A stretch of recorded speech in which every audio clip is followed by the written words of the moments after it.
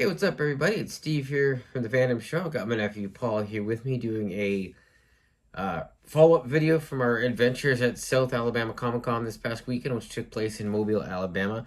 If we seem a little tired, it's because we're recording this video at about 11 p.m. at night, but hey, you get them in when you can, right?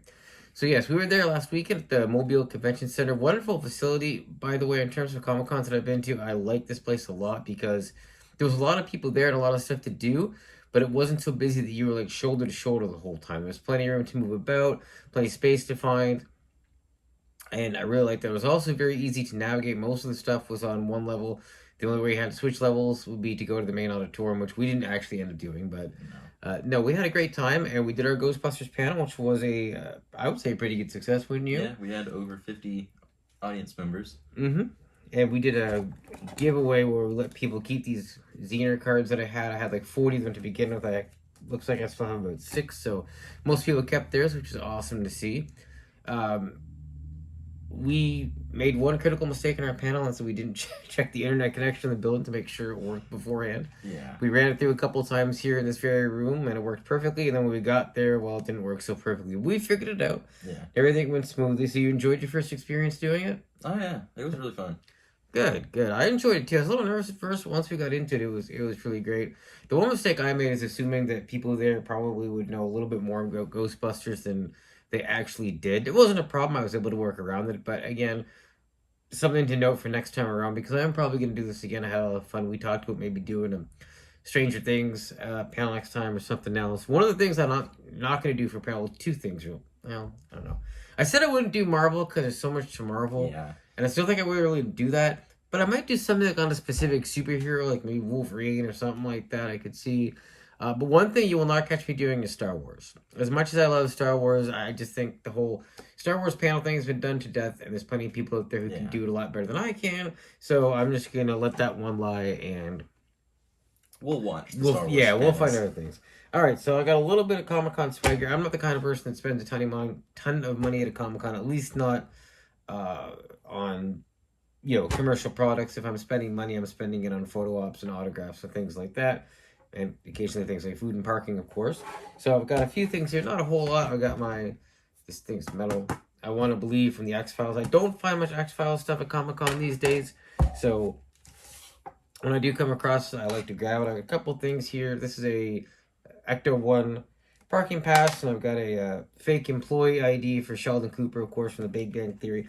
It occurred to me I could probably make these pretty easily if I was so inclined, but they only cost $5 a pop, so I don't necessarily consider that wasted money. I also bought myself some classic WWF cards. I have not opened these yet. Those are going to be open in a video that I have coming up soon, where we're going to open these along with some other packs of cards that I have for fandom-related things. You can help me with that if you want to when the time comes. And the last thing I've got here is a Magneto air freshener that says Metal Lover, if you can see that. So I just really love that design. It's definitely potent. You can smell it. It's not a bad smell, but it's certainly there. I don't know whether I'll put it in my car, maybe use it in the room here. I'll find some uses for it. But all in all, that was about $30 worth of stuff. I did see some other cool stuff there. Like we saw a busted Terminator, which is basically a giant Terminator endoskeleton head signed by Arnold Schwarzenegger that cost $1,500, and they had a retro G.I. Joe toy that was like $400 and some cool stuff. But I don't buy a lot of toys and stuff at Comic-Con unless it's something really rare that I don't see much, because most of the time you're going to find it for cheaper on Amazon, so you can just order it. There's not a whole lot of thrill in going to a Comic-Con to buy stuff like that, so I'm much more a browser. He bought himself a sword. Yeah, my goal... Sword, knife, dagger, what would you call that thing you bought? Well, it's kind of like it's like a broken sword. Mm-hmm. But my goal at every Comic-Con that I go to is to buy at least one weapon. Oh, gosh. Okay. So you're going to have an arsenal in a few years, is that what you're saying? Yes, gotcha. I will. I like sharp objects and anime and comic weapons. And one of the things you always find at Comic-Con is booths where they sell all kinds of swords and things. You can get, like, Lord of the Rings swords and Master Swords from Legend of Zelda and any kind of a video game weapon or anime weapon or pop culture weapon you could think of, you're going to find it at Comic-Con, which is really cool. I don't have any swords yet. I'd like to get myself a couple of them eventually, but we will see where that goes. couple things generally speaking about Comic-Con.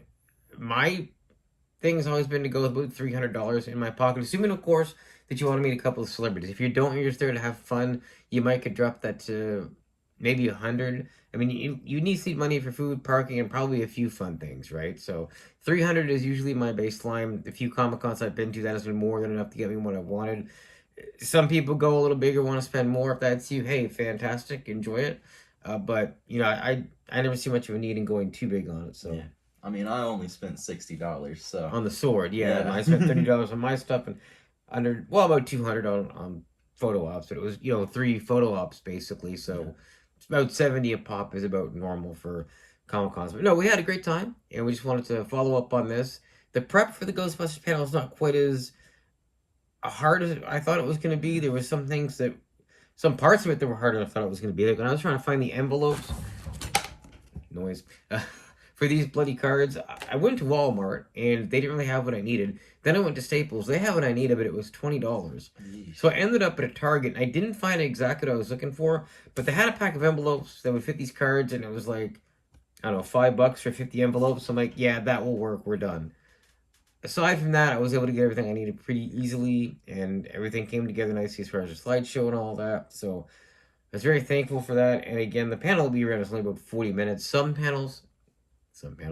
Comic Cons have panels that go longer, but we fortunately didn't because I don't think I could handle much more of that. The length that we did, I think, was quite good. We did pitch the Phantom Show to the people that were there, so hopefully we picked up a few new subscribers. Last I looked, we were close to 200, which is good, and we'll see how much further we can get. But that's about, I think, all we've got for tonight. Like I said, I got a video coming up pretty soon where we're going to be doing some classic cards, and I've also got a Star Wars video that's going to be on the way. I was just thinking that next year is going to be 2025, which means it'll be, believe it or not, 10 years since The Force Awakens came out, and it's been almost 5 years now, going on 6 years since the last Star Wars movie came out. There is, of course, another one in the works. I'm not sure if it's out next year or the year after, but we'll see how that goes. Anyway, I just thought it'd be kind of neat to take a look at and say, wow, it's been 10 years since Force Awakens, and where are we, with Star Wars now versus where we were back when that happened. So stay tuned for that.